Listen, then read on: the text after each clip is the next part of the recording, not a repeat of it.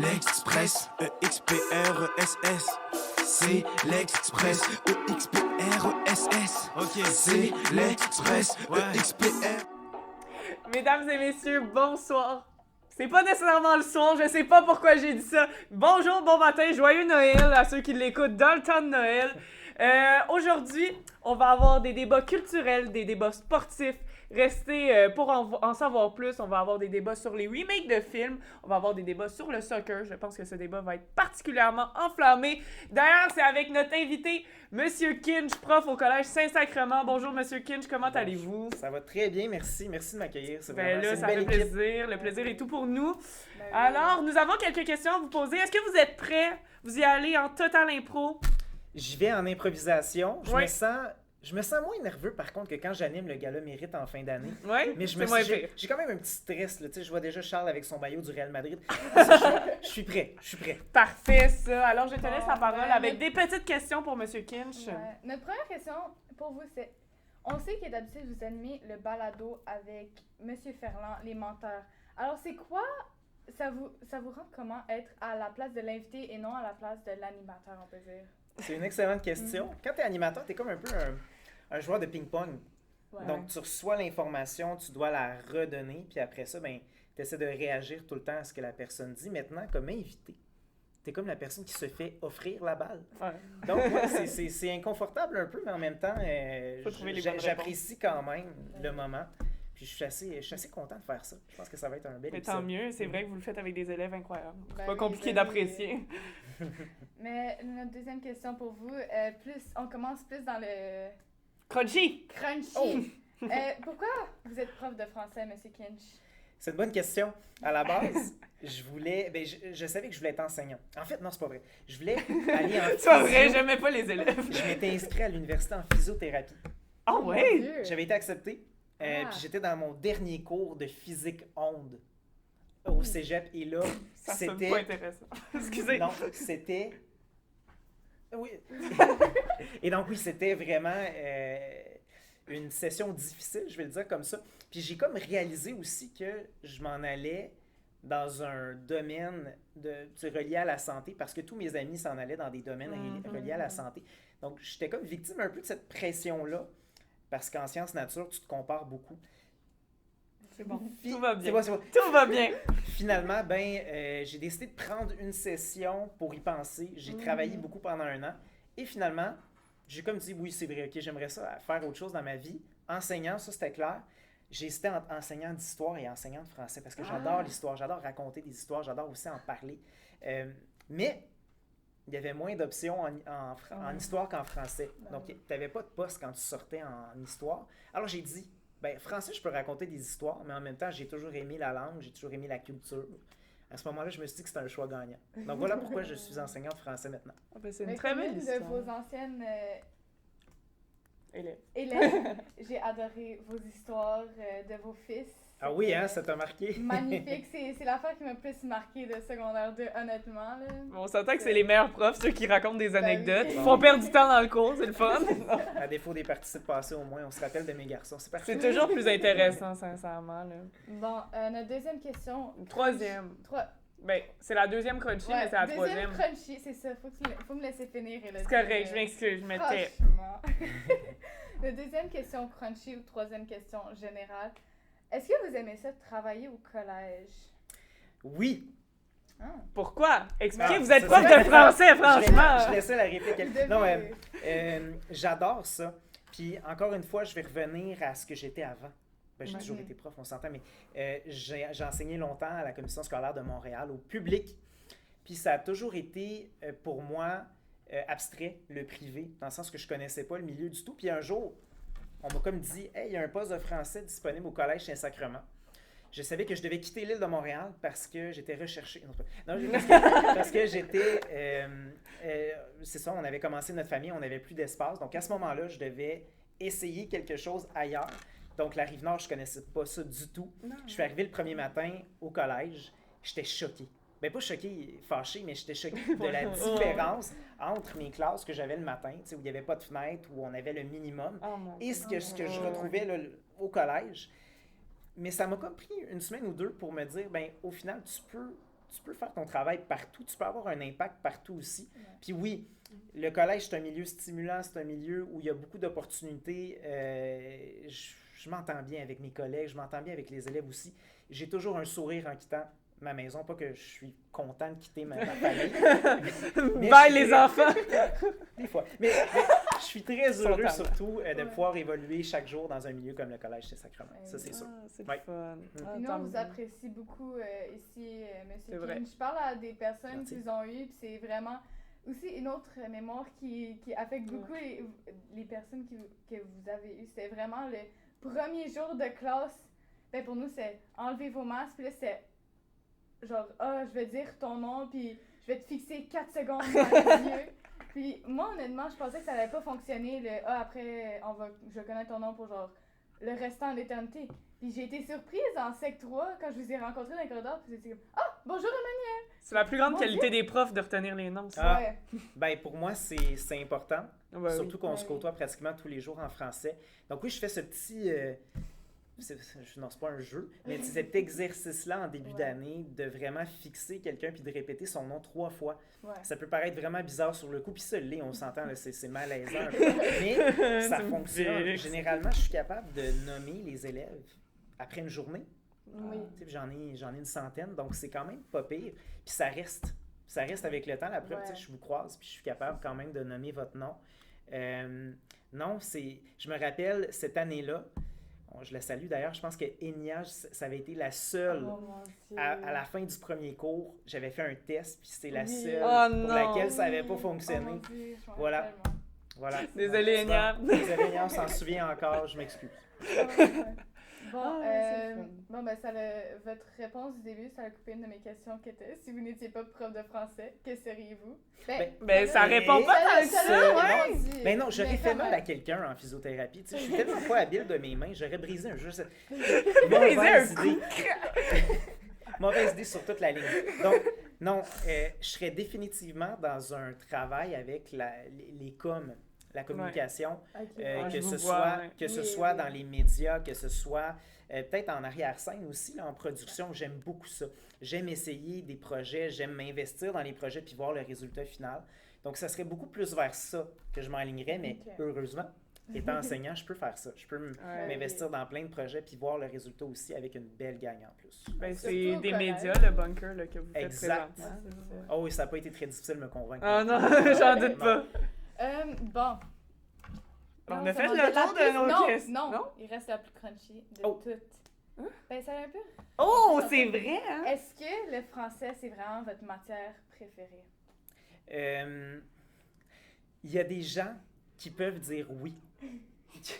Le monde rit en régie, c'est très drôle. On s'attendait à une réponse, là.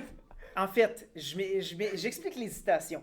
C'est parce que moi, j'ai des collègues qui pourraient venir ici puis vous parler de leur amour pour le français, mais par rapport aux règles, par rapport à la grammaire, par rapport à tout ce qui entoure cette langue-là. Moi, je suis un amoureux de la culture. Ouais. Je suis un amoureux de la littérature. Je suis un amoureux de ce qu'on peut transmettre à l'écrit, à l'oral, à la lecture, en lisant aussi. C'est ça qui me charme avec le français. Donc, je peux pas dire que je suis autant un passionné par rapport aux règles, par rapport au petit côté pointueux du français, mais mon Dieu que je suis en amour avec cette langue-là et avec tout ce qui vient en termes de transmission de l'information et de la culture. Ouais. Autrement dit, vous aimez ce qui est le plus le fun en français.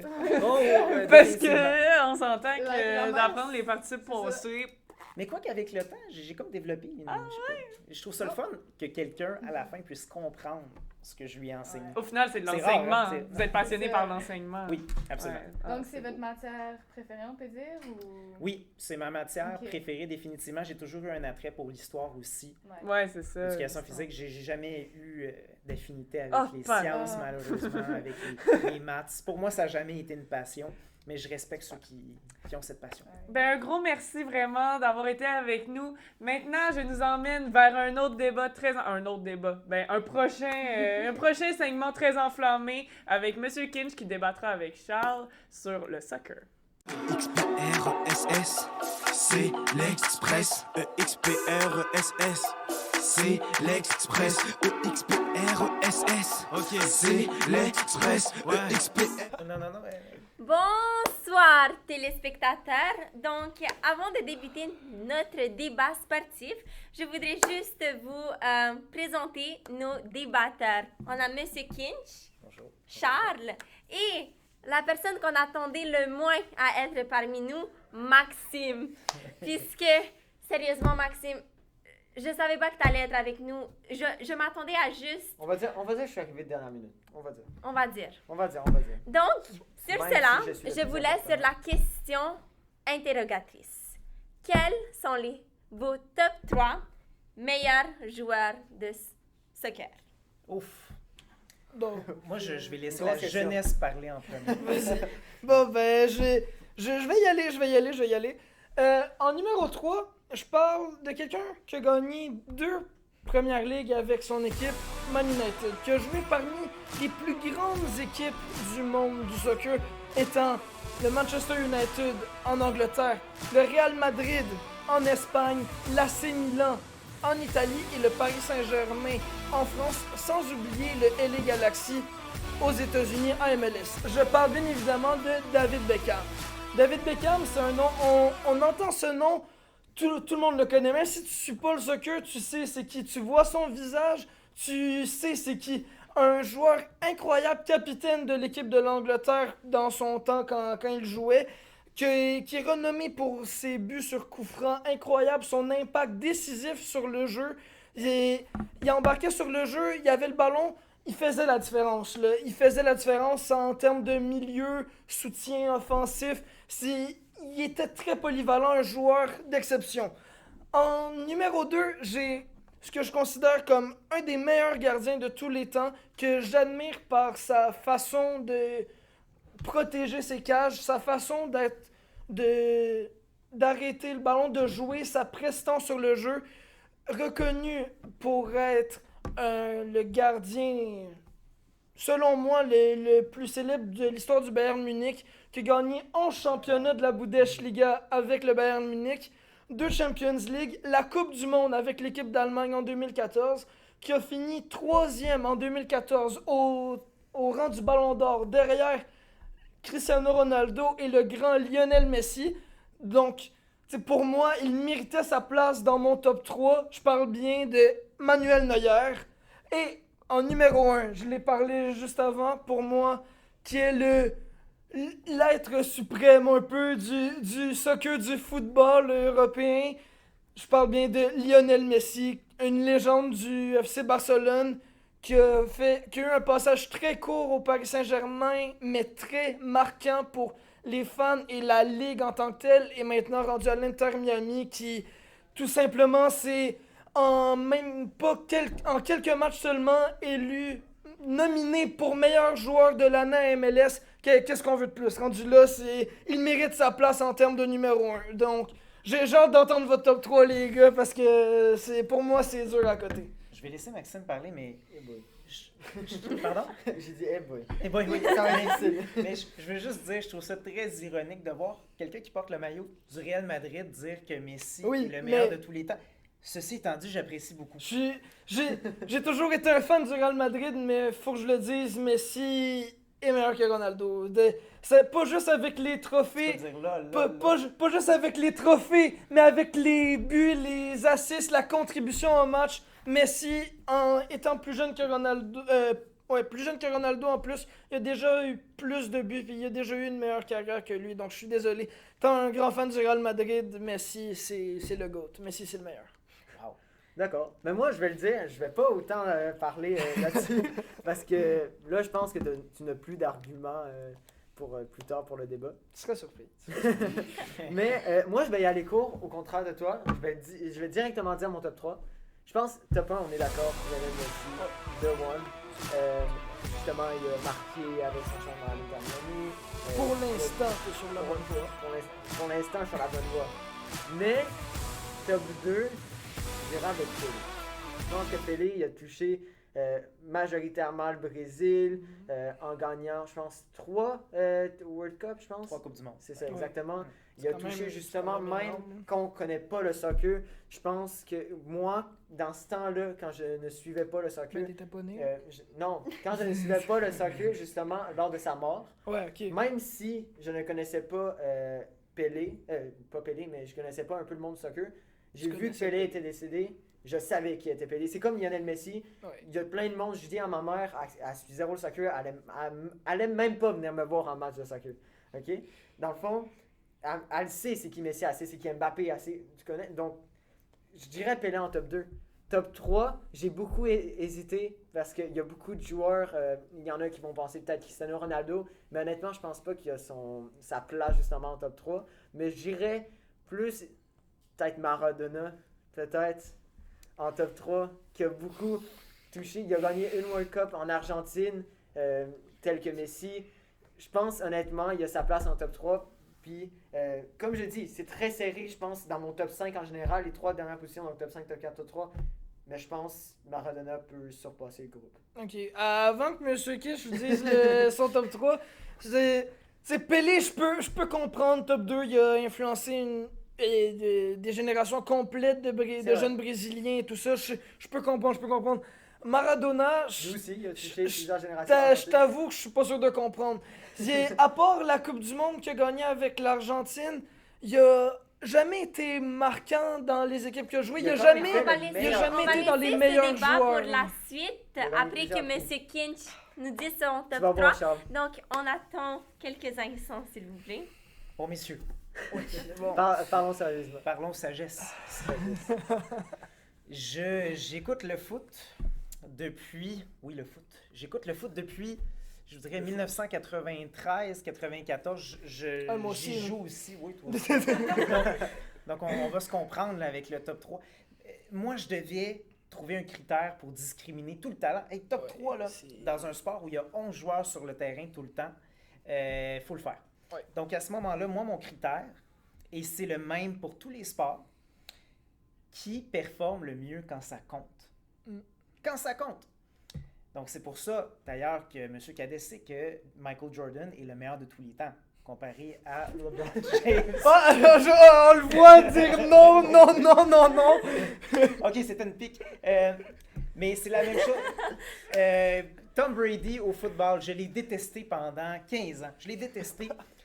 Mais c'est le meilleur de tous C'est les le meilleur. temps. Il pouvait performer quand ça comptait. Donc, si je ramène cette théorie-là au soccer, mon numéro 3, c'est Zinedine Zidane.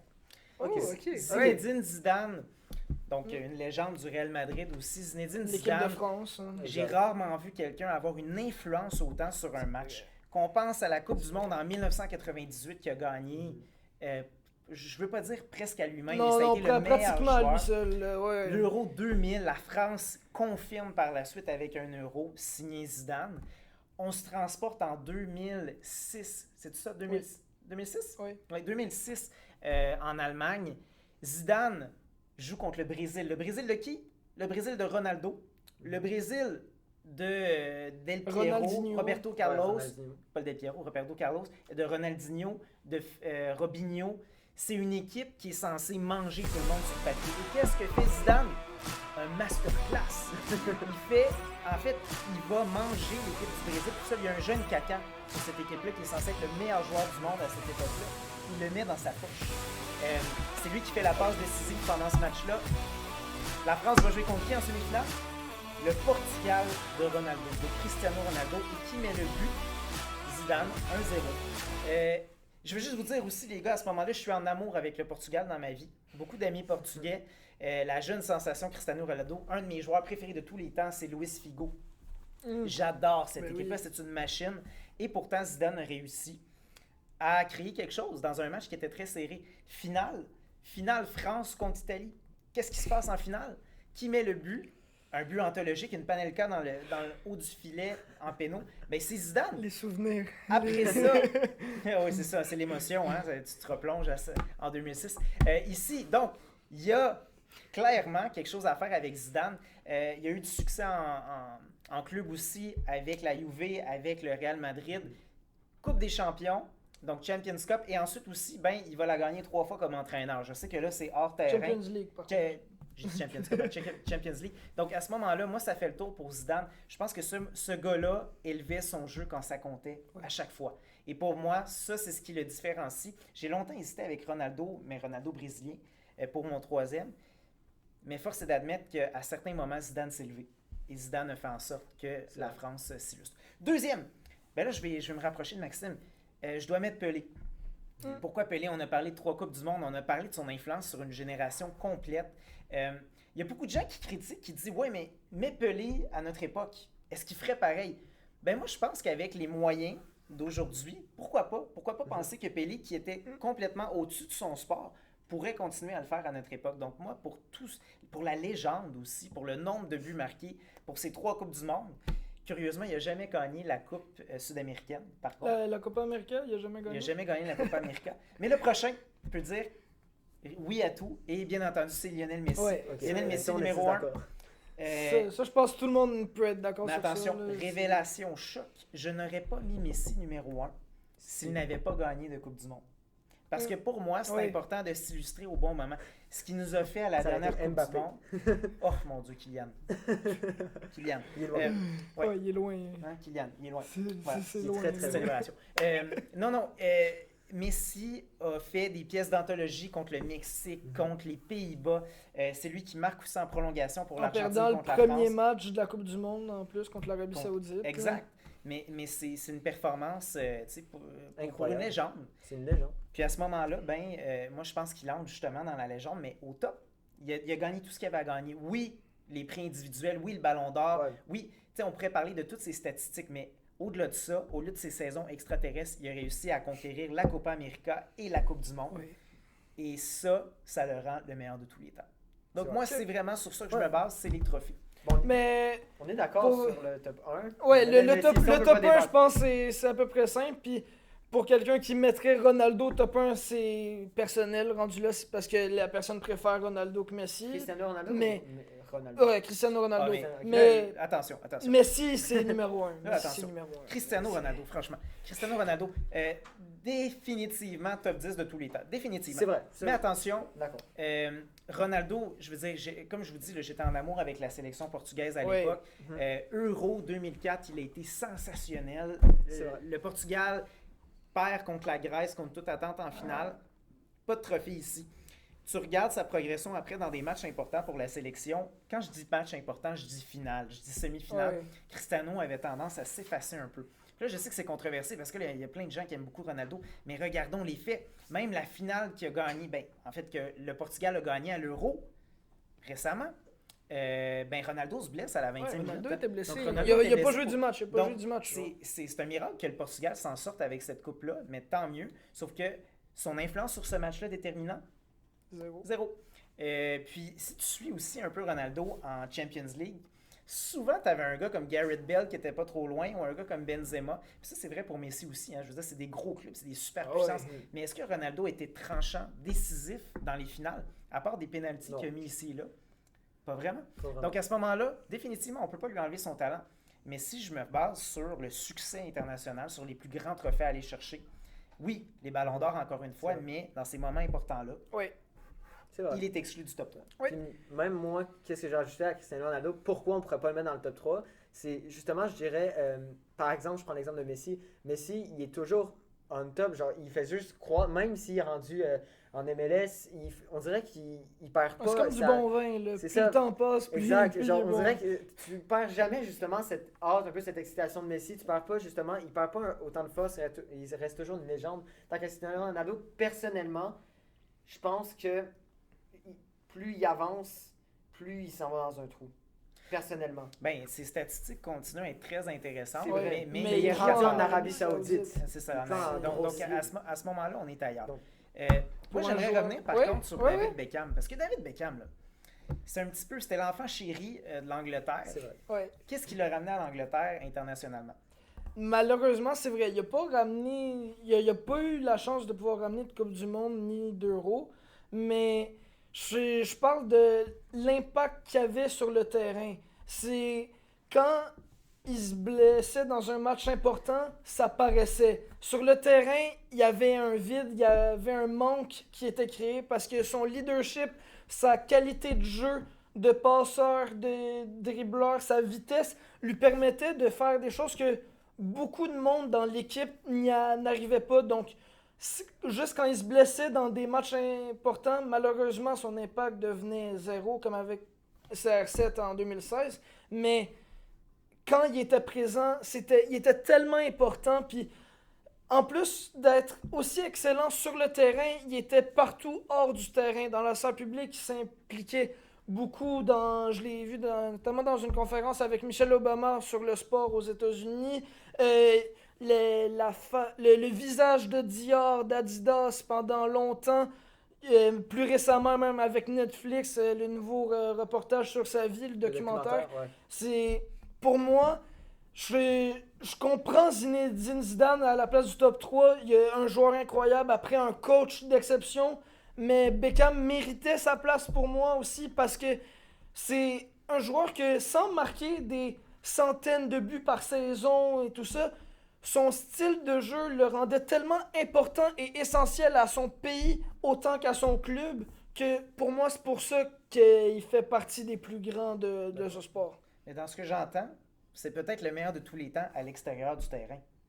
N'est-ce pas? Ouais, à l'extérieur du terrain, oui. Personnalité publique, ça serait peut-être le meilleur. C'est énorme. Son mariage aussi avec une des Spice Girls. Puis tout son aura à l'extérieur du terrain, je pense pas qu'on peut lui enlever ça. Mais sur le terrain, mais son par contre, palmarès n'est si pas je là. peux dire quelque chose sur le terrain, si je peux dire quelque chose sur le terrain qu'il a fait que le grand Pelé lui-même n'a jamais réussi à accomplir un but de sa propre moitié de terrain. Il a été le premier au monde ever qui a jamais existé à marquer un but de sa propre moitié de terrain. Pelé avait essayé, Pelé n'avait pas réussi. Beckham a essayé et lui a réussi l'impossible, l'inimaginable. Moi, j'aimerais savoir pourquoi mettre justement, on est d'accord, nous, de mettre Lionel Messi, Pelé en deuxième. Oui. Pourquoi Neuer en deuxième? D'ailleurs, parce que les gardiens sont souvent oubliés. On dit les meilleurs joueurs, on pense juste en termes de buts, en termes d'assists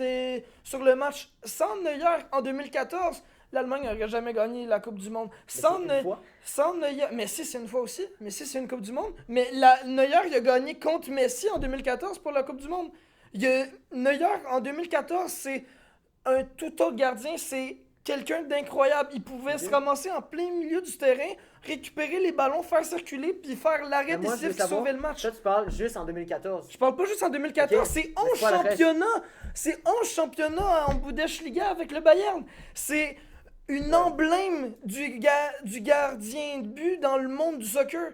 Pour vrai, Manuel Neuer, c'est un gardien c'est une personne redevable, généreuse et surtout, c'est un gardien hors pair, c'est un gardien d'exception qui, comme M. Kinch le dit, il faut se baser sur les performances quand ça compte, a su montrer que quand ça comptait, il est encore présent. Encore aujourd'hui, il est rendu à 37-38 ans, il est revenu d'une blessure de 1 an et demi. 1 an et demi, il sort en derby contre le Borussia Dortmund, blanchissage, 4-0, des arrêts importants, tandis qu'il est rendu à 37-38 ans, une longévité incroyable, un talent hors pair, Maxime. Moi, c'est juste...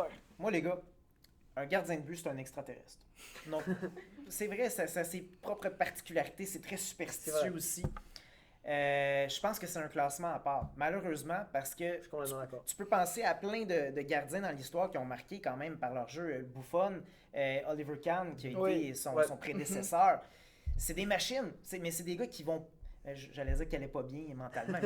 C'est des gars qui sont dans leur... Non, mais je comprends. Faut que tu dises que tu vas aller te mettre devant quelqu'un qui va tirer à 100 km/h pour bloquer un ballon. Là. Mais, tu vois, moi, faut être fou. Je comprends ce que M. Kinch veut dire. Je comprends peut-être Neuer, peut-être ça peut être le best goaler of all time. Mais je veux dire, je pense pas que ça a sa place. Ça n'a pas les mêmes habiletés.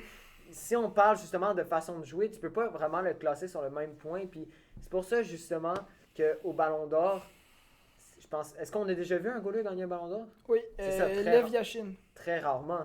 C'est pour ça, je pense honnêtement que c'est justement peut-être, je dis beaucoup d'adverbes, mais on devrait les classer sur Oui, un autre Je suis lancement. entièrement d'accord. Puis Puis je le pense ballon pas- d'or fait je suis pas d'accord, faveur mais- aux gardiens, mais il devrait plus. Oui, mais dans il les devrait best plus. players of all time, j'avoue, peut-être il y aurait sa place. Ben, pas dans le top 3, comment? Mais oui.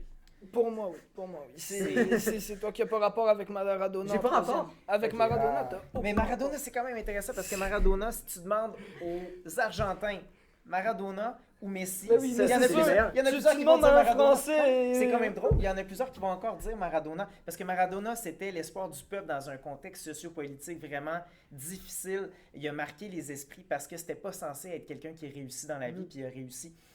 C'est une légende. Sur le terrain, globalement, il a quand même gagné sa Coupe du Monde.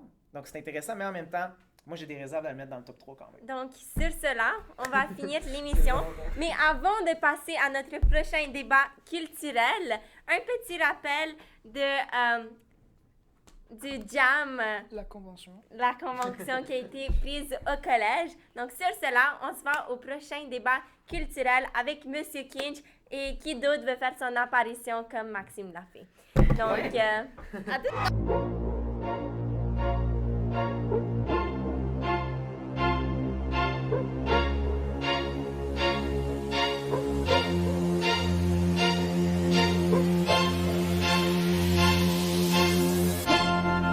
Use your throne as my toilet seat.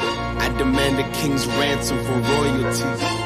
I deserve a mansion, I'm royalty. Address me, your majesty. To form a new dynasty.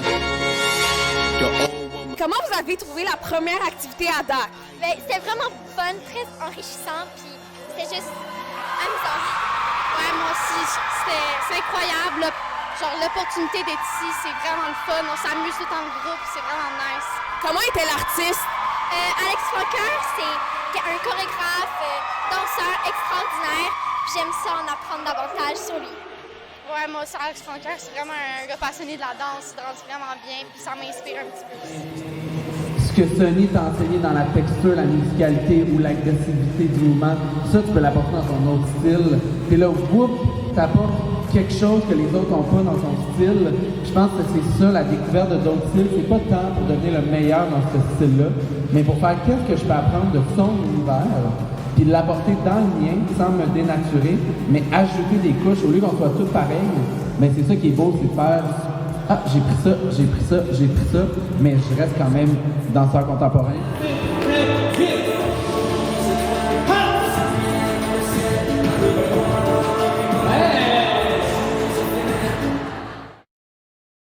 Et bonjour tout le monde et bienvenue pour ce deuxième et dernier débat de la soirée. Alors on est toujours avec Monsieur Kinch. Merci encore d'être avec nous, sérieux. Et vous ajoutez un très bel aspect de débat. Vraiment merci beaucoup pour ça. Alors on va commencer directement dans le feu de l'action. Je vais vous poser une question très simple. Pour vous, vous êtes pour ou contre les remakes dans les films? On va commencer par toi, Daniela. Moi? Oui. Ok. Moi, je suis contre.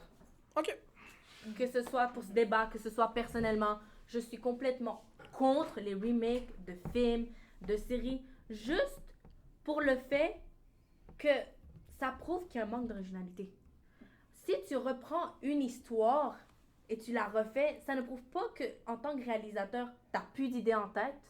Ça prouve pas que tu as besoin de te baser sur une œuvre, sur quelque chose de quelqu'un d'autre pour te rendre, parce que dans le monde du cinéma, le but c'est pouvoir avoir des profits, avoir des vues pour être populaire, pour avoir une bonne réputation.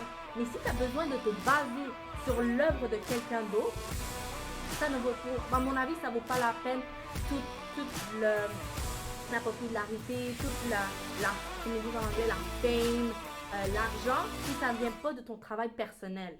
Mais moi, j'aimerais continuer sur ce que tu viens juste de dire. Moi, au contraire, je suis pour les remakes. Non seulement c'est une façon de rassembler toutes les personnes qui avaient une sorte de lien avec les films, n'importe quelle série de films ou même un film où c'est vraiment des eras, tu le refais, tout le monde se rassemble. Encore cette vibe continue. Et pas seulement ça, mais aussi l'intégrité de l'individu. Parce que prenons par exemple les films Disney.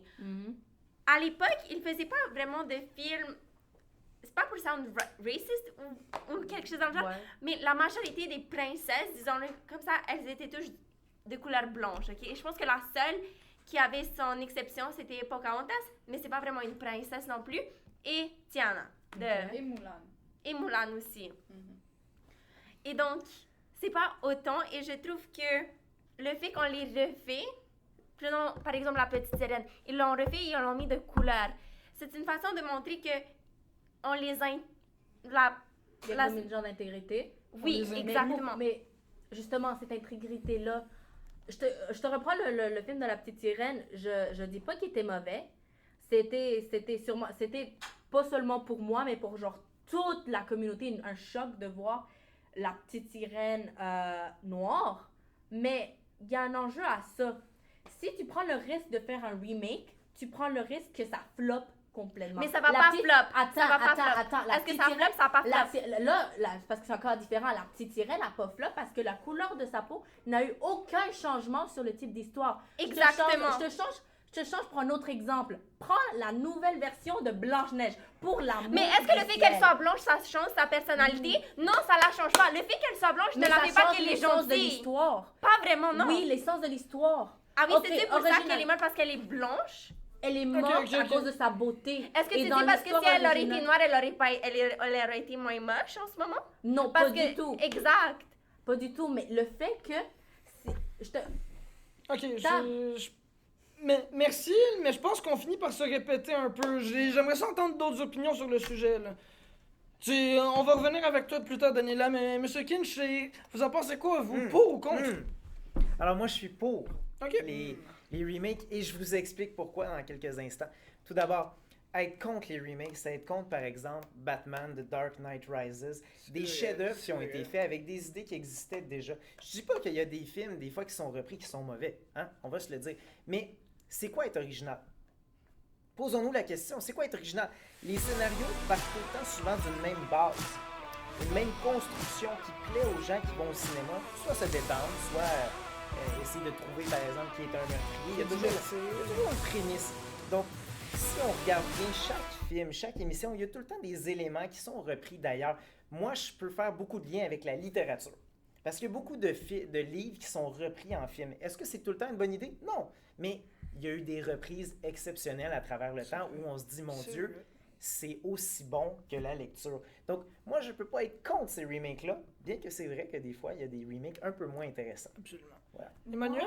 Je vais reprendre un petit peu de ce que Diane m'a dit parce que ça m'a fait penser à une bonne citation que la fameuse Élodie m'a dit plus tôt. C'est les remakes, pas les remakes, admettons, d'un livre, un film, mais un remake d'un film qu'on a connu quand on était jeune, puis là, ils le refont quand même. La petite sirène, Blanche-Neige, c'est, dis-moi si j'ai tort, c'est de capitaliser notre nostalgie. D'un sens, c'est quand même très bien la dit. Nostalgie, ouais. Ça prend la nostalgie, puis notre nostalgie, puis ça la tourne, ça la twist pour faire plus d'argent. Non plus, c'est pas mon point principal. Moi, d'un sens, les remakes, je suis contre. Je suis contre les remakes. Bon. En fait, moi, je vais aller avec... Laisse-la finir, Je pensais qu'elle était finie. Non, Arrête avec ton attitude. Calme-toi, Daniela, je trouve que t'es un peu sur les nerfs Parce que ces là, derniers jours. J'aimerais ça parler. C'est quelque chose qui me touche un peu à cœur. Les remakes, d'un sens, j'aime pas ça comme j'ai dit plus tôt, quand on reprend un film qui a déjà qui a déjà eu comme plein de succès, exactement. Mais d'un sens que quand on refait le remake d'un livre à un film, moi je suis correcte. Moi j'ai plus pris ça, remake d'un film. Ok. Anyways, qu'est-ce que je voulais dire, c'est que tu reprends le film qui était originalement bon, la série qui était originalement bon, puis que t'en refais un. Si le film ou la série en tant que telle était pas bonne au début, oui, je comprends pourquoi tu fais un remake. Comme ça s'est passé avec plusieurs films, séries, dans les situations que ça va se faire. Je sais rien de ça. Inès, ça m'a dit que c'était de la merde, les premiers films. Mais ouais, fait que là, mais je comprends pas pourquoi tu referais quelque chose comme les films Harry Potter. Ben, moi, je te dirais quelque chose avec ta citation de nostalgie. Donc, on est d'accord que la technologie, elle est en train d'évoluer, exactement.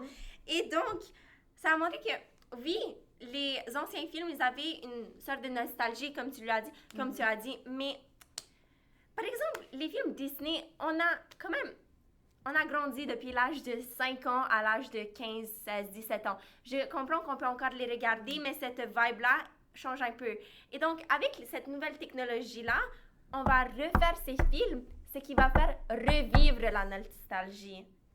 En quoi la nostalgie est mal, en fait? Exact. En quoi la nostalgie... Ben, en ce moment, qu'est-ce qu'ils font? C'est pas...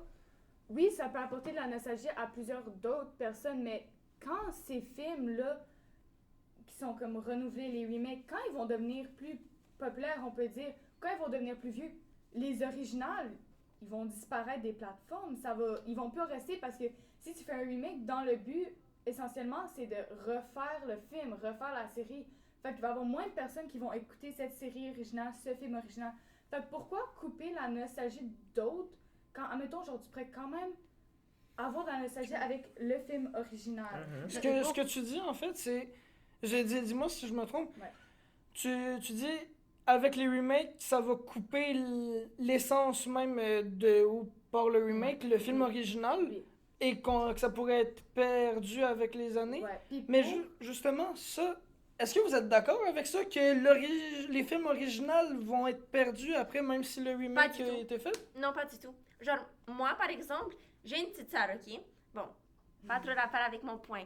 Mais bon, je veux dire, les nouveaux films, par exemple, La Belle et la Bête, Blanche-Neige, ben, pas Blanche-Neige, j'ai pas encore sorti, mais comme La Petite Sirène, tous ces films-là, ils sont en live action.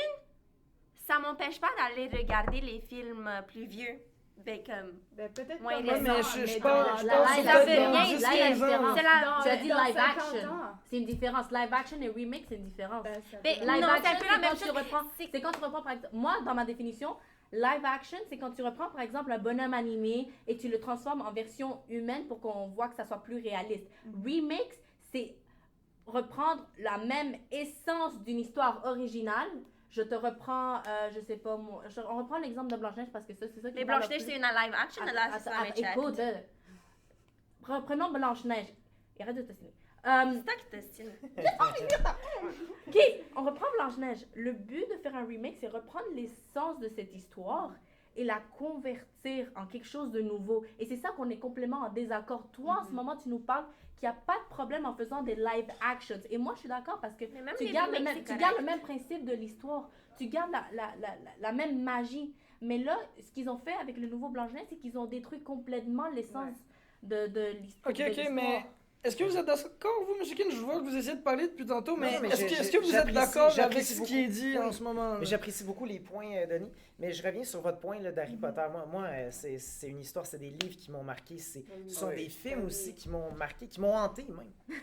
Mais ce que je pourrais vous dire là-dessus, je demande à chaque année dans ma classe qui connaît Harry Potter parce que j'adore ça.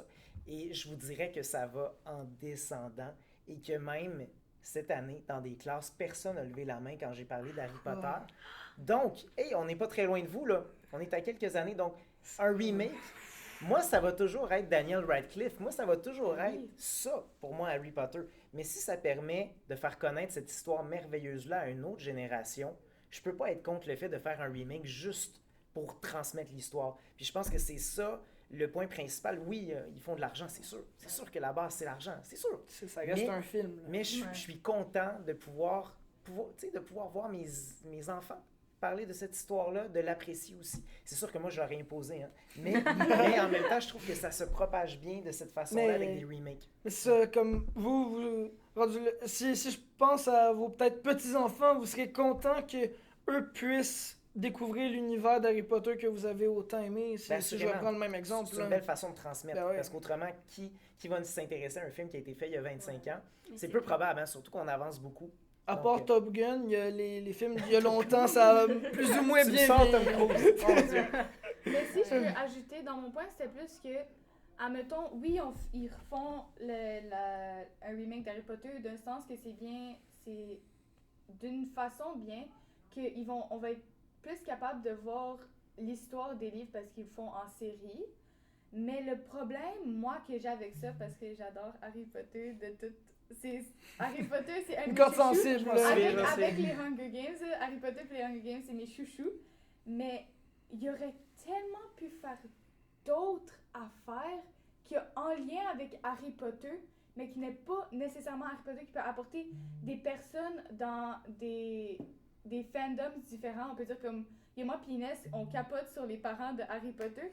Nous, si on aurait vu ça, on aurait été enjoués, on aurait capoté. Mais il y a aussi les générations d'avant, comme avec Voldemort, sa génération à lui, la génération de quand ils ont créé. Ah, c'est infini, hein. Il y a Genre, tellement de ça aurait possibilités. été Ouais. tellement. Il y a tellement d'affaires qu'il aurait pu faire à place, qui aurait quand même apporté des jeunes à cette histoire-là. Puis là, il aurait dit, ah ben c'est quoi l'histoire originale? C'est basé sur quoi? Là, il aurait vu les films ou lu les histoires. Fait que ça aurait quand même pu être une façon de renouveler un peu Harry Potter sans changer. Mais je dirais comment ils ont les remakes de Harry Potter, comment ça a changé l'essence, comme Daniel a dit que les remakes ça change l'essence. Ben ça va pas, c'est juste moi personnellement ça me fait mal au cœur, genre à mon petit cœur d'enfant qui écoutait illégalement Harry Potter avec ma soeur dans le bureau de mes parents pendant qu'ils étaient dans un party. Là. Nous on faisait ça puis c'est juste ça manque quelque chose, genre c'est En gros, pour enchérir ce que tu dis, là je me suis calmée, c'est bon. Pour enchérir, moi ce que je comprends, jugez-moi autant que vous voulez, j'ai jamais vu aucun Harry Potter, lu aucun livre, jugez-moi. J'avais pas le droit, ok, j'avais pas le droit quand j'étais petite. Faut se faire un marathon. Je vais sûrement m'en faire un bientôt, mais quand j'étais petite, j'avais pas le droit. J'avais juste pas le droit, ok? Mes parents étaient comme contre ça, là. Mais là, bref. Mais de ce que j'ai compris, c'est que pour toi, voir ces originaux se faire transformer, ça comme détruit une âme d'enfant en toi. Que ce soit avec des séries Harry Potter, Hunger Games ou avec des grands classiques de Disney, c'est notre enfance. Et le fait que nous, en ce moment, on le voit que ça se fait refaire, ça se modernise et ça... Comme, je dis que ça tue l'essence, mais c'est que ça enlève cette magie d'enfance qu'on veut transmettre aux générations futures. Comme vous avez dit, qui aurait envie de voir un film d'il y a 25 ans? Le Titanic, il n'y a pas longtemps, il est revenu au cinéma. J'ai essayé de le voir, mais mon Dieu, que j'ai jamais pu trouver de ticket. Et les seuls que je trouvais étaient dans une autre province. Alors, non question que je me déplace pendant une fin de semaine à une autre province pour voir un film de 2 heures. Bon, ben... Mais vous comprenez le but, c'est que garder l'original et peut-être le fait, ce qui manque, c'est pas de faire des remakes, mais c'est juste de comme refaire de la publicité pour redonner vie à ces œuvres, parce qu'au début, Harry Potter, c'était super populaire parce qu'il y a eu beaucoup de publicité. Maintenant que ça a comme passé, il y en a moins, et là, ils pensent qu'en faisant des remakes, ça va rebondir. Peut-être la solution n'est pas de refaire une histoire, c'est de juste refaire, de faire des publicités, comme par exemple du Titanic, comme j'avais dit tantôt, ils ont refait des publicités du Titanic, il y a du monde qui en est allé voir. Et si vous êtes vraiment à ce point sûr que les remakes, c'est la solution, au pire des cas, ce que moi je me limiterais à voir, ça serait peut-être, disons, dans un des personnages dans Harry Potter, disons, les parents, si je me trompe, on n'a pas beaucoup de backstory des parents, n'est-ce pas? On en a zéro. Alors pourquoi pas faire en fait une série ou un film qui explique cette backstory et, comme elle avait dit, renchère sur l'original au lieu de modifier l'original en tant que tel. Mais ne le modifie pas en faisant la série Harry Potter. Ça modifie pas l'histoire, ça fait juste... Mais ça vaut plus sur la cela, peine je vais parce que laisser ça Charles vaut le plus la finir peine avec. Ouais, Daniela, je pense qu'on se répète un peu, là, mais en gros, en conclusion, mais pour finir, en fait, merci à tous pour ce beau débat. Merci en 1001 fois, M. Kinch, d'avoir été avec nous. Et la semaine prochaine, soyez là parce qu'on va recevoir un invité de marque qui est ni plus ni moins que Fabrice Ville. Merci. XPRESS, c'est l'Express. EXPRESS, c'est l'Express. EXPRESS, ok, c'est l'Express. EXPR